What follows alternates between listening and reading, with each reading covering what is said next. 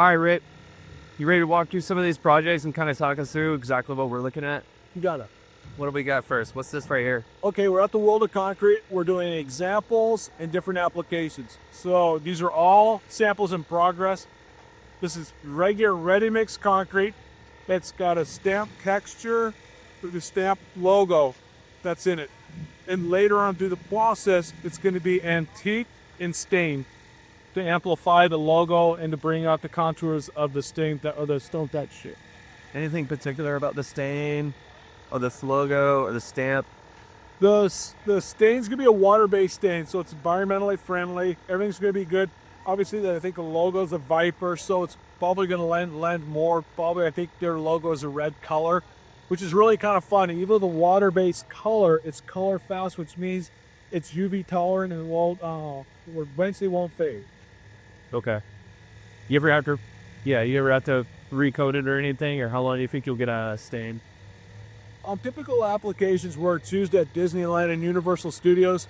Honestly, I think the Universal Globe has been around for probably 8 to 10 years, and the original stain is still down. So, yes, you do get longevity out of water-based stain. Nice. Right.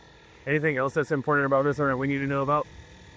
Probably one of the most important aspects of looking at on this particular scamp, one, it's going to apply stone, but two, most importantly, is slip coefficiency, that you will not slip and fall on this. So that's one of the upsides of having these textured concrete finishes. Okay. And this is just regular stamped concrete, and then you got the logo right on top, stamp right into it, and then once that all cures off, go back on with the stain, the sealant, you're good to go. And you're good to go. Okay. A very fast process. Nice. And then you actually were in charge of this one. Yes. This again is the sample in progress, and as you kind of pan around this, you're going to see it's broadcasting the silicon carbide, feldspar, and other non-reactive minerals, so you won't have any blowing out on this. Other non-reactive. What do you mean? Some people tend to put glass in the concrete. Glass is reactive with the alkalinity of the cement. If I'm on your way, What we call ASR, alkali silica reactivity, which will tend to blow itself out. But as you see, this here captures all the spark of it. And again, it needs to be, so you want to kind of hit these edges first. So could you walk me through exactly how you got it to this point already? Sure. Again, this is 4-inch thick, regular ready-mix concrete that was done here. When we put this down, once we floated it two times both direction to ensure that we brought the cream up, or the cement fines. Yeah. In other words, we pushed the rocks down. We were more prone of wanting to use the slight cream that was on top of it. We allowed the concrete to set, but in the process of doing, we made sure we were achieving the flatness desired and the edging. Edging is a big deal on this, and I'll explain that in a minute why. But once we edged and got to the flatness that we were looking for, we allowed the concrete to set. Once it sat to the desired consistency, the consistency is typically what I would call refrigerated butter. So once you have that consistency, you have it, then all of a sudden you're broadcasting these small particles, not to rejection, but the first time to where it almost looks like a velvet finish. Then with no floats, then we're using steel purls and gently putting this material just underneath the surface. Once we achieve it, just as a secondary plan, we let it sit for a little bit longer.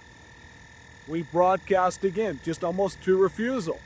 Again, applying just a little bit of water, and you never want to add water to concrete unless, in my case, we're going to remove the surface. So that contaminated cream that people, and I get it, it will contaminate the concrete. But we're using such a little bit of mist of water, we're closing up all the cream up again, ensuring all the joints are shut down, and then we just let it sit. Then it's ready. The following day, we wake up and gently, with a very, very light diluted acid, we start the acid wash this process. Yeah, we'll probably do it again. Get it? You get a little bit more.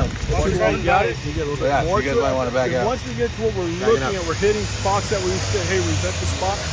We don't touch it for a couple days. Now we're waiting for the concrete to get to the strength we're looking for, and then we can tune up these little cloudy spots that are still that's still here. That's on the process. It has a really good texture to it. It definitely has an anti-slip type of feel to it. But here's some of the imperfections that he's talking about that need to be addressed later on. You can see it in the actual shading right in here. But then again, you have other areas like this that's pretty much ready to go. Now, how do you prevent? So say if you got one spot that's looking really good, and then you have another spot that needs a little more work, how do you keep from taking too much material away from that one area?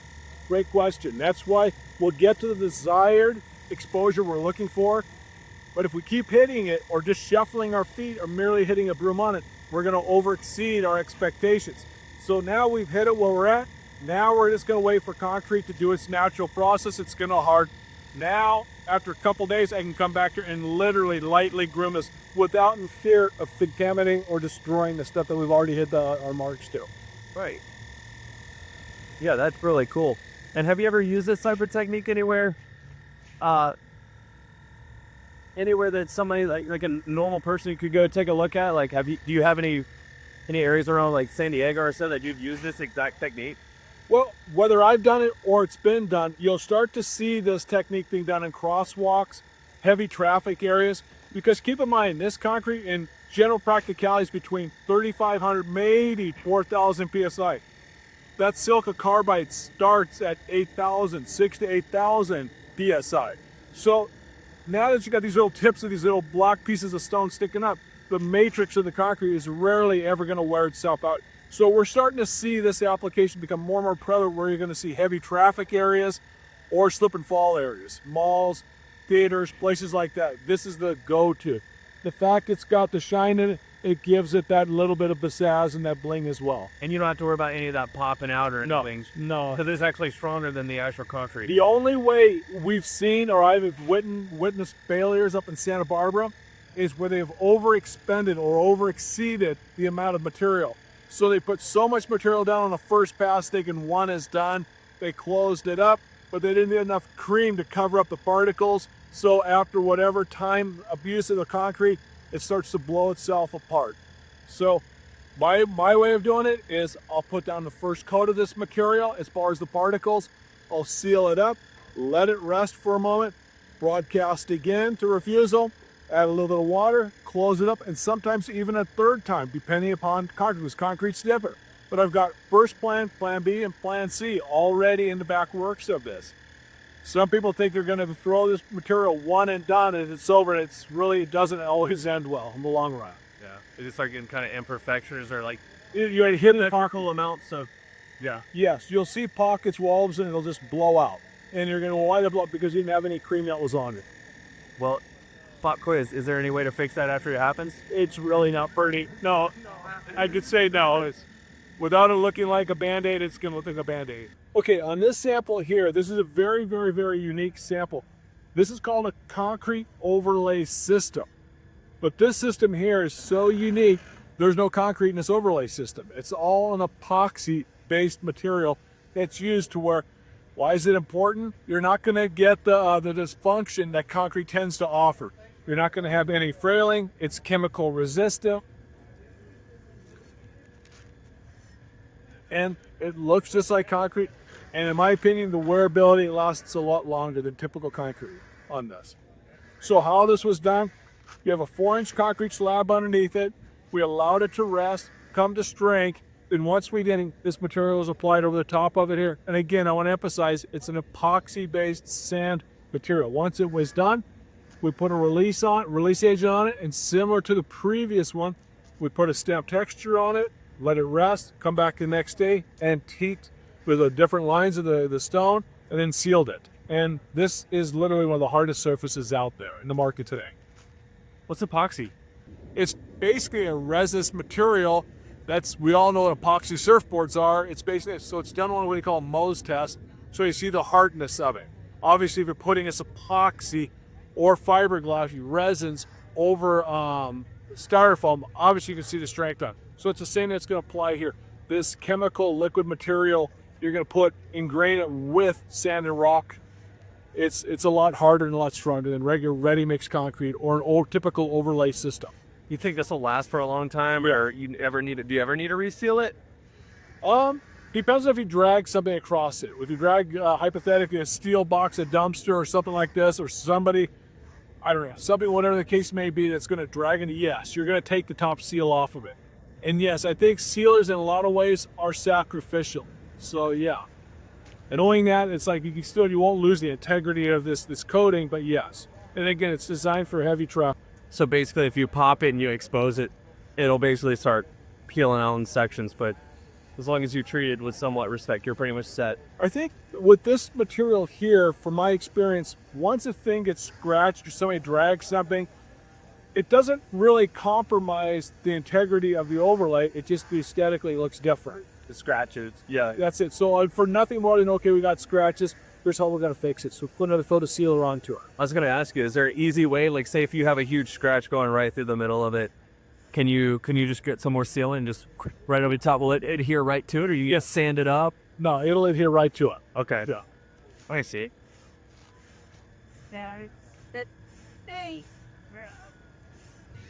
Okay, this is 3/8 exposed aggregate. What that means, what we're saying is, again, 4-inch concrete slab, while it was still wet, a little bit wetter than when we had talked about throwing the silicon carbides and the other materials into. We threw this white rock into this. It sporadically broadcasted this into this material, gently bloated and closed it up with trowels. We're floating again. We're putting just a little bit of a heavier aggregate over the top of this rock.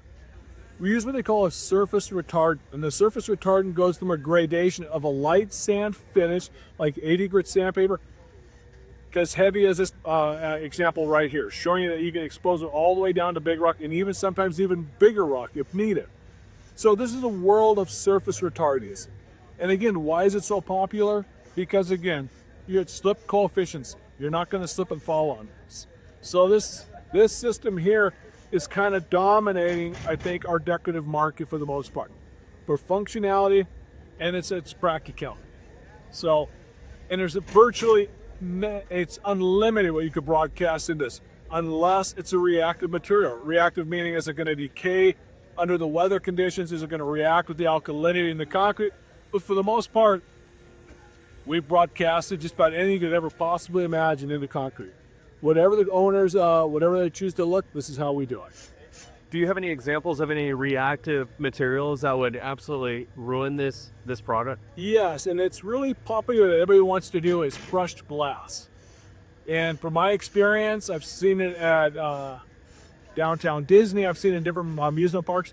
Crushed glass is extremely reactive. Now, there's some manufacturers that claim that the glass isn't reactive.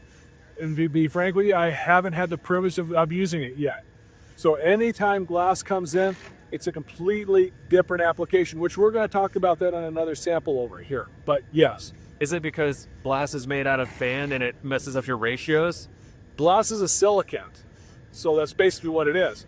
So between the silicate and the alkalinity and the heat and the moisture of concrete, not all good things happen later. So you'll see literally it will blow itself completely off the surface. Yeah. We're seeing this more and more in front of your theaters, your large outside malls, any type of place where people are around. I'm seeing it now up in the Northwest a lot more because it makes sense. Instead of broadcasting salt, so on and so forth, this actual texture tends to hold you down a little bit better, opposed to a sealed concrete. And again, the opposite way is a heavy broomed concrete, but that's kind of what you see on city sidewalks or street intersections. It's not sightful in the world of having decorative, and people want to expect a little bit more. This is one of their answers to that. Do you need to put a sealant on this?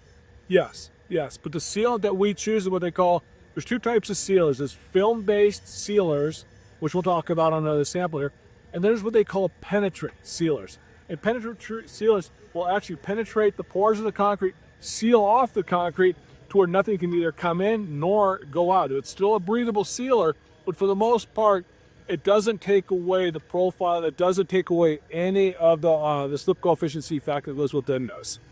Yeah, because it seems like some sealers can get a little slippery. Yes, yes. You know, that you add that into a stamped concrete, you got a slip and slide. Yes, yes.